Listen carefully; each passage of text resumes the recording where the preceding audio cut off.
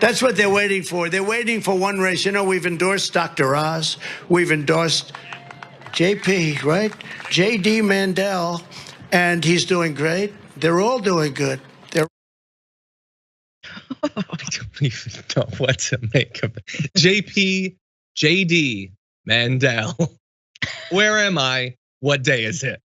That is Donald Trump talking about a guy that not only, I almost said JD Mandel.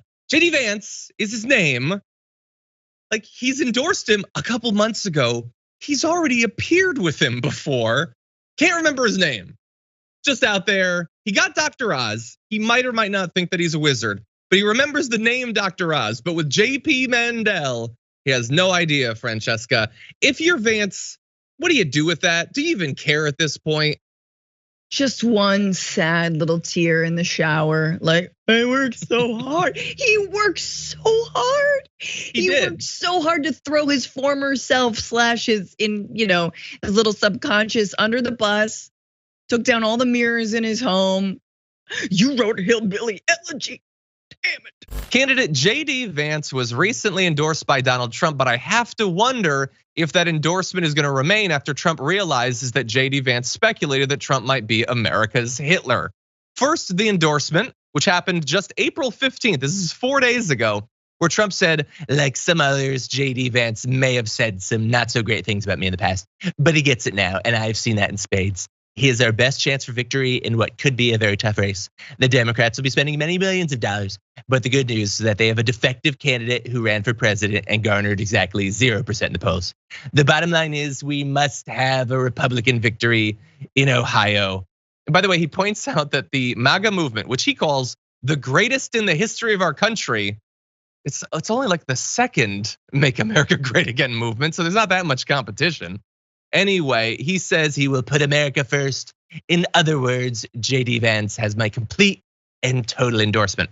And by the way, before the update about America's Hitler, which we'll give you the details on, came out, Trump was already receiving a great deal of pushback for choosing JD Vance rather than some of the more preferred by the establishment candidates in that race. He apparently stopped taking phone calls after making the endorsement because so many Republicans were calling him to complain and ask him to backtrack. They preemptively had been asking for him to, at the very least, don't endorse anyone. Let us figure it out. But David, he weighed in, and now it's going to be JD Vance, at least as far as Trump is concerned. And this is one of the most interesting races, I think, of any sort of primary battle, because it's a very competitive GOP primary. JD Vance is not the front runner. There is no clear front runner. And so this is also a race where, Trump alluded to, the Democratic challenger, Tim Ryan, he's actually seen as fairly formidable and somebody who's got a pretty good chance of picking up the Senate seat from the retiring Rob Portman. So Donald Trump's endorsement here, if it falls flat and JD Vance does not win, that will speak volumes. And again, I think each of these Republican candidates is fairly flawed. And Donald Trump identified some of the flaws, like with Mandel, who had a terrible debate, literally wanted to fight somebody on the stage. And apparently that's what caused Donald Trump to decide, no, I don't like the way this guy appears on TV, so I'm gonna not endorse him. Well, that's kind of a strange way of doling out endorsements, but this is a winnable seat for Democrats in a year when the headwinds are really against them. We need leaders who have courage to take on their own party. And I've proven that, and he was called an ass kisser by the former president. Yeah, that's not how you expect debates to go necessarily. Tim Ryan, who I disagree with on a whole bunch of stuff, hitting JD Vance where it hurts right there. But he's not exaggerating. He means it quite literally. Take a look at this. Like just a few weeks ago in Youngstown, on the stage, Donald Trump said to JD Vance, all you do is kiss my ass to get my support.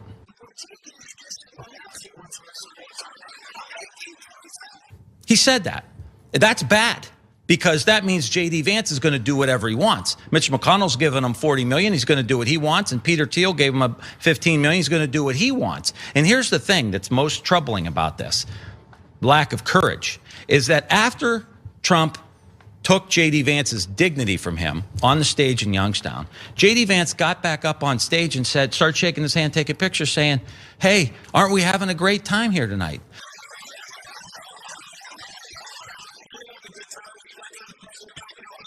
I don't know anybody I grew up with I don't know anybody I went to high school with that would allow somebody to take their dignity like that and then get back up on stage. We need leaders who have courage to take on their own party. Hey, are we having a great time? I'm not crying. The lights are just in my eyes. I'm having fun right now. Mock me more, Daddy Trump.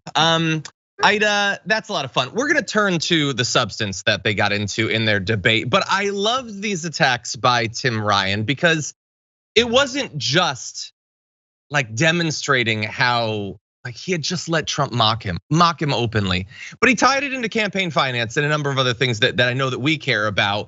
What did you think of Tim Ryan's tactics right there? So I think that whether you agree with Tim Ryan or not's policy, at least you know he has a code. You know he has a bar.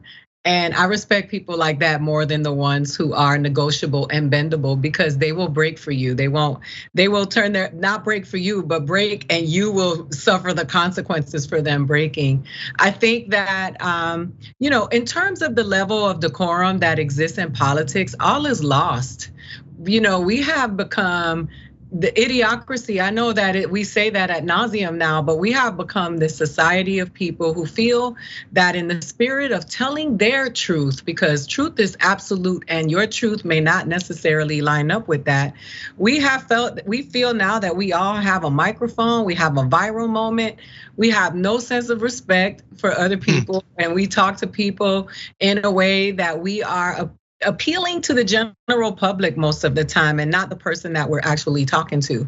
Now, in this particular situation, I think it's important to point things like that out because, oh boy, is a sucker. And that's what he's saying. He said, from where I'm from, we don't do that. You got a code. How dare you let somebody disrespect you like that on your own turf, make a whole birthday clown out of you, and then you go up there and lick his boots some more. Shame, shame,